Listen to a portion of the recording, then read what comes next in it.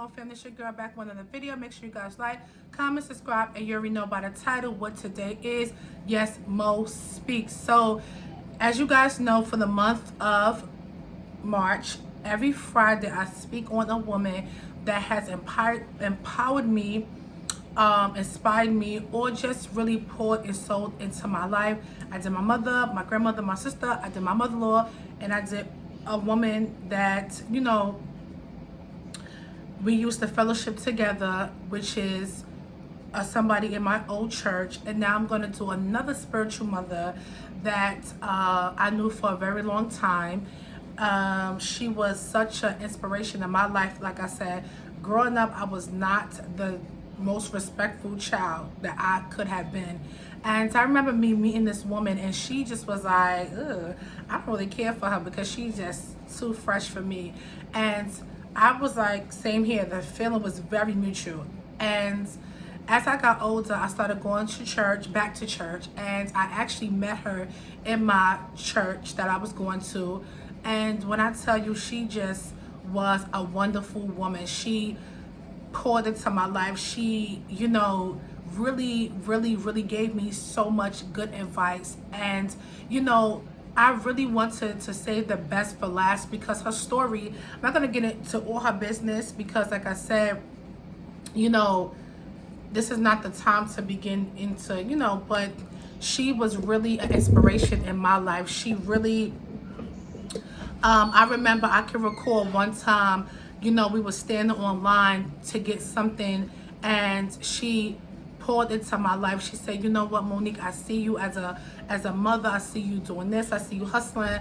And she sowed a seed into my life. And I was so grateful. I was like, oh, wow, you would do that for me.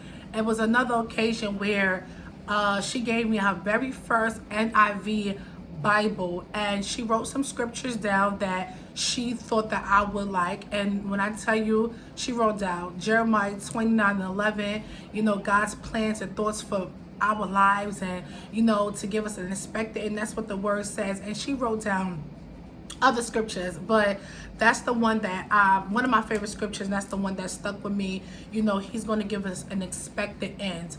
And I can recall her. She was an altar worker. She was a minister. She was such a powerful woman, and she also would minister to the women in her shelter. She was just a force and a fierce woman. And moving past and forward to now, I really look back at the times that me and her spent, and I actually got close to her, because we had the same, not the same struggles, but we can relate to each other on so many different levels. We had kids at a young age. Well, her kids was grown, and then, she was in a shelter. I was in a shelter at one point. So it's like, we had so much in common. And I really looked at her life, and, I feel like talking to her through the years, she was never valued, as she should have. And she was not honored as she should have, in her family, even in life and relationships. And, like I said, we as women, we are made to have a face. We are made to never to break. We can, go through so much trauma in our life, and we still have to put a smile on our face. And that was her story. And the reason I'm telling her story because she's no longer here. And I just, today is very emotional for me because, like I said, know that she's not my biological mother. She was a spiritual mother to me. And like I said, through her trials, through her time, and through her walk with Christ, and her figuring herself out, she really was a strong woman. And that's what I really wanted to convey on this Friday as we end in Women's Month, that we as women, we don't have to carry everything. We don't.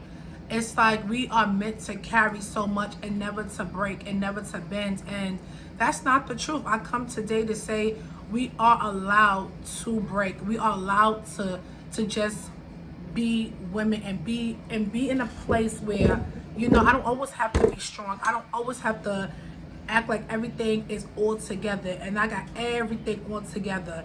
You are allowed to cry. You are allowed to say enough is enough. And I think in her life, and like I said, this is through conversation, not getting to, but I believe talking to her through her life, she wished that she may have had an outlet where she didn't have to be as strong. She didn't have to be as, well, yeah, she got this. Well, she got this. Well, she got this. Well, we go, it's like her family put so much on her and she had to appease her family and she had to make like everything was roses and dandies and it wasn't.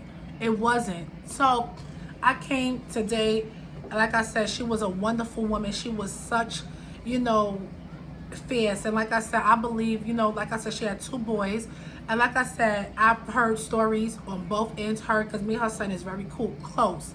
And, you know, like I said, I wish that she would have gotten the support and love that she needed as a child into adulthood. And like I said, we all have these people in our lives, whether it's our grandmothers, our sisters, our godparents, that had struggles when they was little and they grow up and they don't heal that up and they become parents, wives, and they're trying their best. And I believe in my heart that she tried her best to be a mother. I believe in my heart that she tried her best to be a good person. And fast forward to 2 years ago, she actually died. She actually passed away. It was something that I don't believe nobody was expecting. Even me, I was like, no, Lord, when I got the phone call that she was sick, and I remember I was like, you know what, I'm going to see her in the hospital. You know, I really wanted to see her before, because we thought that everything was going to turn around. We prayed, we believed, and we continued to pray. And I remember that Friday night I was at an event, one of my homegirls' house, because she was having something that Saturday, a little card game.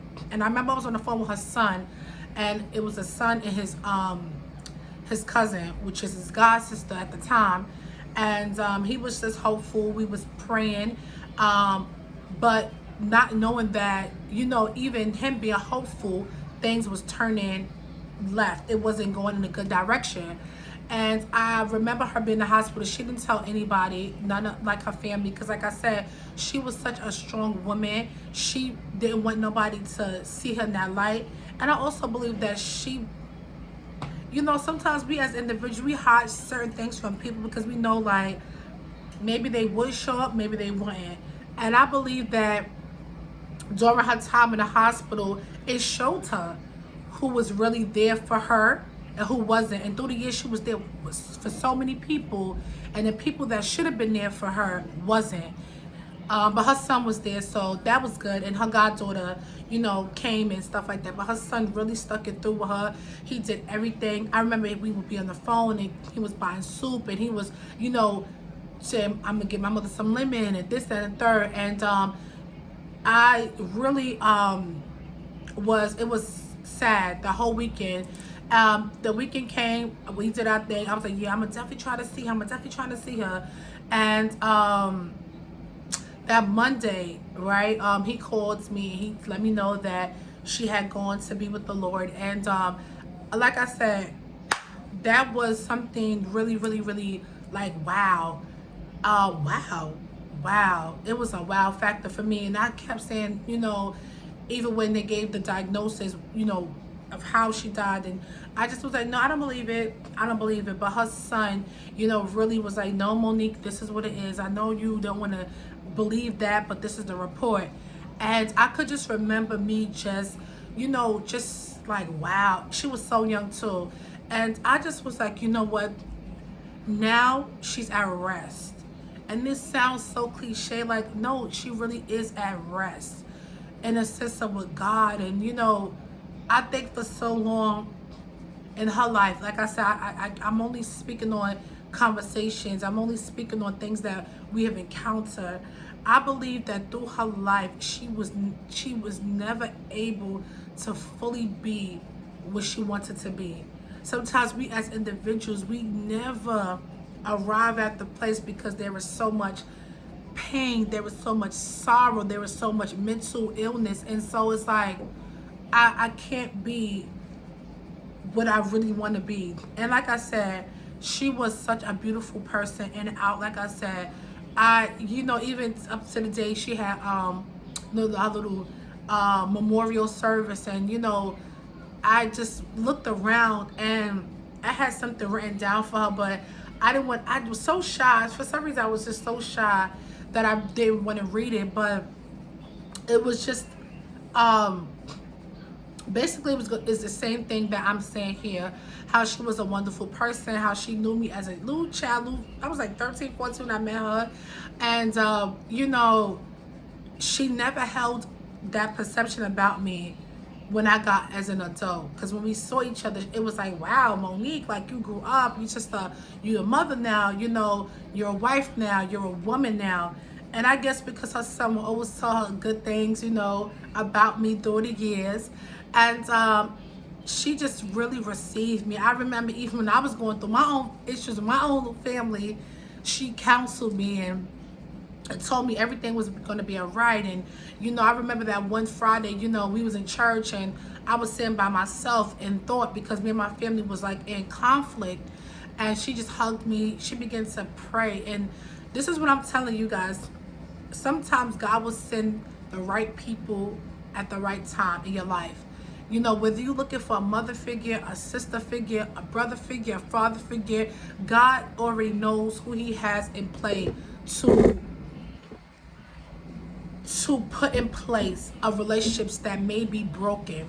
And at that time, it was, 2011. Yes, I started going to the Church Christ Fellowship in 2011.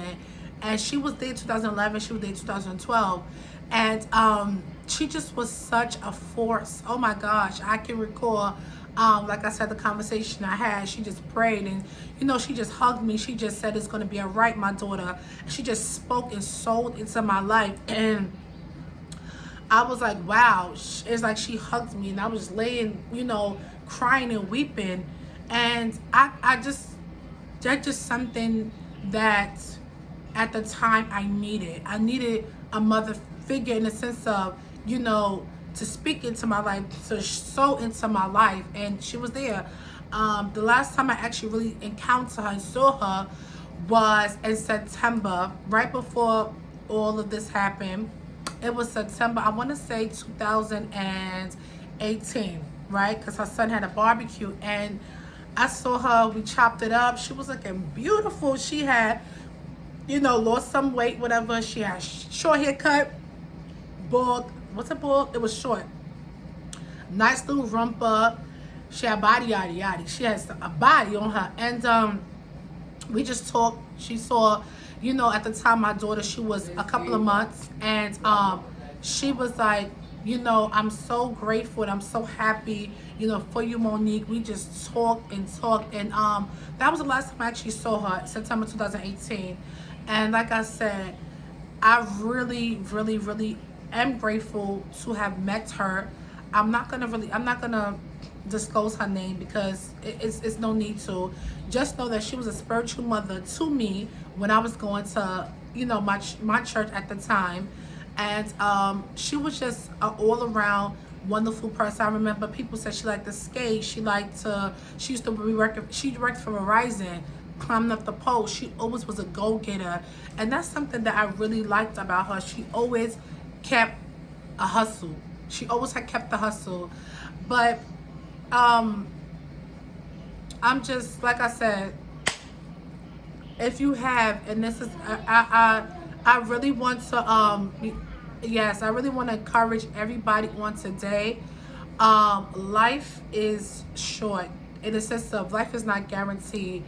We can be here today and gone tomorrow. So I'm challenging myself. I am to see people for who God sees them and where God sees them, and meet them where, because oftentimes we as individuals, we have these relationships with these people and we be like, wow, you like that? No, I'm challenging myself to be more involved and be more consistent and be more reaching out to people. I know that there is a lot of healing that needs to be done, but I believe that if we challenge ourselves moving forward, we can come together as far as women. This is about Women's Month. And I really want to convey to each and every woman on today, whether you a stay-home mom, a working mother outside the house, a wife, whether you are just single, we are free, we are allowed to, we gotta stop and get out this mindset that we gotta carry everybody else and us as well. No, that's not how things work. Because in the midst of us carrying ourselves and somebody else's stuff, we are going to break down. And when we break down, who is going to lift us back up besides God himself? You know, so I'm like, nah. This month has been beautiful. I like I said, this month we are ending this month on positive vibes. We are in this month in healing. Whatever relationship that's broken between you and your mom, your sister, your godmother, your aunts and uncles, we need to clean that up, because like I said, we as women, we hold family. I hope y'all catch that. We are we are, it may look like the men, nah, women hold everything together. We do so much. We are the glue to our families. So with that being said, beloved, MoFam, yes, we are fierce and we are wonderfully tailor-made. We are powerful. We are strong. We are brave. We are superheroes, if that's what you want to call yourself. We are so much more than what people try to label us as. So like I said, beautiful people, beautiful women, on today, I encourage you, sow into the next generation. Sow into your queens, your daughters, your little princesses. Sow into your goddaughters, your nieces. Sow into a next door neighbor's child. Just sow into, you know, because like I said, we are bringing up a next generation. We want to have bosses. We want to, I always say, we pink, we soft, we women. We are pink, we are soft. I know I am. So like I said, speak on it. Mo speaks. Like I said, giving honor to all the women that's in my life that have inspired me, whether they went transition, whether we don't, you know, rock like that no more. Just know that I am the woman I am today because of so many women poured into me. Period. I said what I said, and that's about it. Peace.